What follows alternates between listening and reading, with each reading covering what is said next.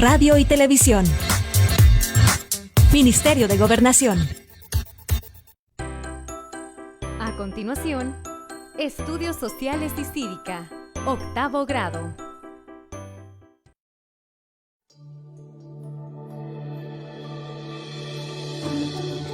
Estudios Sociales, octavo grado, Derechos de los pueblos indígenas y derechos de minorías. Están en sintonía de Televisión de El Salvador y la franja Aprendamos en Casa. Como saben, tercer ciclo, estamos en este momento de aprendizaje y es el momento de octavo grado en la materia de estudios sociales. Alba Calderón está con nosotros, especialista en esta rama de sociales. Bienvenida. Hola, Emerson, muchísimo gusto de estar con ustedes y de estar con los chicos acá en este día jueves en la clase de estudios sociales. Todos los jueves, recuerden, vamos a aprender historia, vamos a aprender elementos de nuestra asignatura estudios sociales y cívica. Totalmente, y para todas las personas que están pendientes siempre de las guías, que es importante llevarlas en orden y estar al día, la pueden encontrar en la página del Ministerio de Educación, la guía número 5, que es la que vamos a estar viendo este día. Saludos a todas las personas que se encuentran en las redes sociales también compartiendo y aprendiendo con nosotros. Alba, hoy tenemos un tema muy interesante, derechos de los pueblos indígenas y de las minorías. Un tema adelante de la semana pasada, si llevamos la secuencia. Llevamos la secuencia y es que vamos a estar hablando de este tema. Hemos venido hablando de los pueblos originarios, de etnias, de los derechos, en fin, vamos a hablar ahora de este tema interesante siempre acerca de los derechos de los pueblos indígenas. ¿Sabías que el 9 de agosto se celebra el Día Internacional de los Pueblos Indígenas? El 9 de agosto. El 9 de agosto es cuando cuando confluyen algunos de los lugares en nuestro país, ellos realizan sus ritos, sus ceremonias y toda esa celebración que se hace para abonar a esta cultura, ¿verdad? A nuestra cultura. Entonces, pero ¿cuál es lo necesario de esto? ¿Cuál es lo esencial? Y es que se busca visibilizar a estos pueblos. Acá tenemos una de las imágenes donde tenemos a una de las celebraciones que se hacen en este día y te digo, se busca visibilizar porque a través de la historia han estado invisibilizados, sí, relegados en buena parte. También es fundamental asegurar sus derechos. ¿Cuáles son los derechos que tienen estas poblaciones? Su lengua, su religión, valoración de esa identidad que muchas veces se desconoce o se va perdiendo y nosotros creemos que estos pueblos son unos que están allá y nosotros somos otra especie. No, nosotros somos origen, somos producto de los pueblos ancestrales. Entonces es muy necesario destacar esta cultura, destacar los derechos de los pueblos originarios, de los pueblos indígenas. Y me gusta que hoy tenemos este mural, ese periódico mural que todos en algún momento cuando estábamos yendo a los centros educativos físicamente los hacíamos y lo vamos a volver a hacer cuando retornemos las clases y esto es un gran ejemplo de que tenemos. Y ahora estoy leyendo que es un grupo minoritario. Por supuesto. ¿Este grupo minoritario está relacionado con los pueblos indígenas? ¿Le podríamos llamar a ellos pueblos minoritarios también? ¿Por qué se llama minoritario? ¿Por qué el concepto minoritario? Y es que cuando hablamos de minoritario, son grupos numéricamente inferiores a todo el resto de la población. Y por ser de alguna manera inferiores, algunas veces son vulnerados sus derechos. Según el concepto que tenemos, este concepto es de 1977 por Francesco Capotorti, era su comisionado en prevención y discriminación y protección de las minorías. Entonces él nos da este concepto que es un grupo que se encuentra en posición no dominante, en posición vulnerable en algunos sentidos y que algunas veces los derechos les son violentados. Aquí pueden tener características étnicas, religiosas, pero son diferentes del resto de la población porque se manifiestan de una forma, ellos hacen suya su cultura, pero algunas veces por ser en menor cantidad se ven vulnerados esos derechos. Muy bien, ahí teníamos ese concepto de grupo minoritario y por qué está relacionado con los pueblos indígenas. Pero ahora también me gustaría que fuésemos a ver una cápsula que nos va a hablar sobre esta expresión, todo lo que hemos estado hablando y nos va a ahondar sobre esta temática. Vamos a la cápsula y nosotros ya venimos. Primeramente, gracias al creador y formador del universo que me da la oportunidad de expresar el sentir y pensar como representante de la región de Lerizalco, como alcalde del común, el cual es lo que a estas alturas ostento.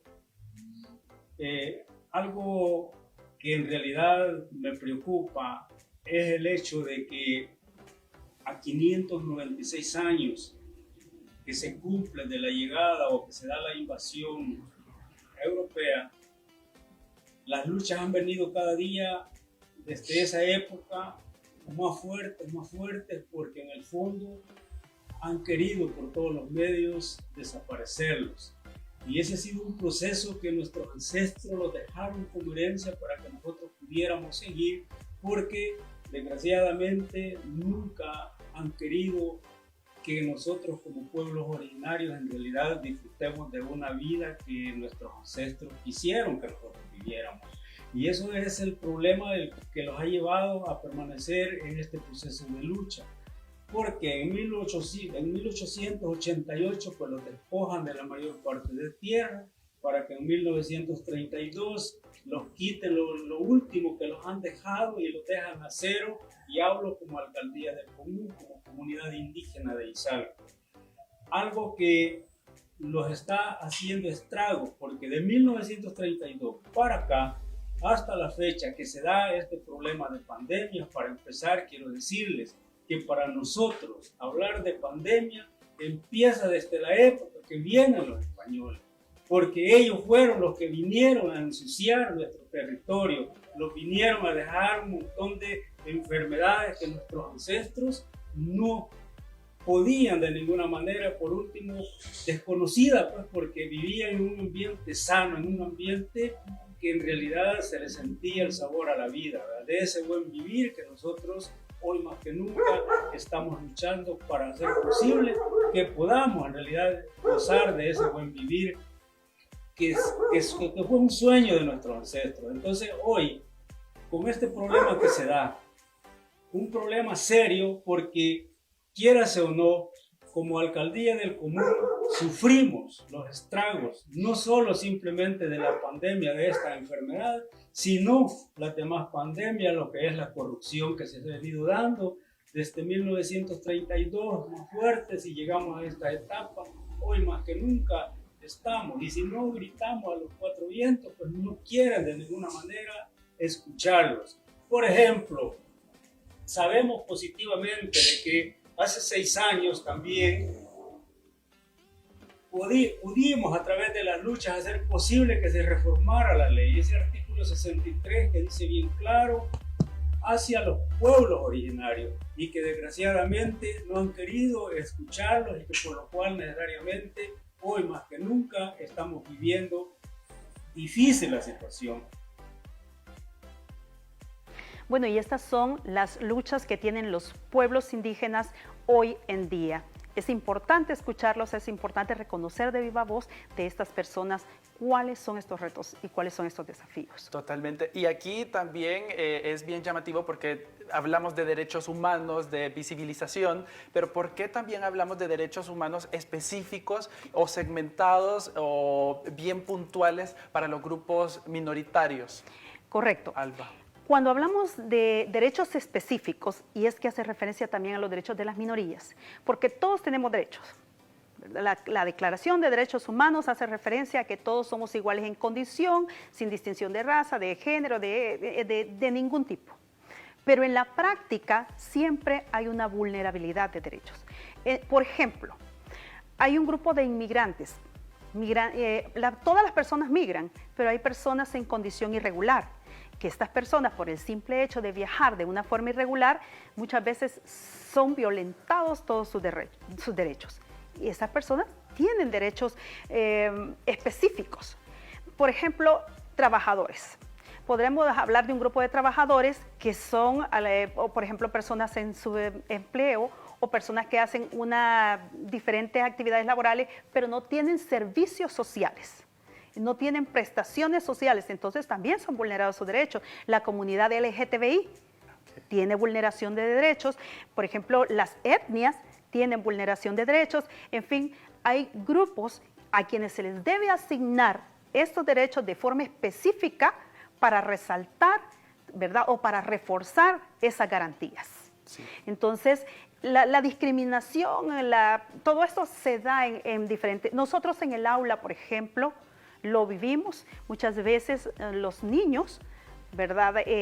A veces recibimos niños de otros países, por ejemplo, o niños que por alguna condición especial de repente sufren alguna situación de abuso en las escuelas, ¿verdad? Totalmente. De hecho, ya que menciona eso, en nuestras redes sociales nos escribieron y nos exponen un caso. Carlos, un alumno de 8º grado, le vamos a llamar Carlos en estos momentos para cubrir su identidad, nos comentaba de que lo citaron a una reunión y en esa reunión tuvo que expresar lo que sucedía en su salón de clase en 8º grado, y es que tiene compañeritos precisamente de origen externo, de otros países como Honduras, Nicaragua. Posiblemente este estudiante esté en la área de frontera.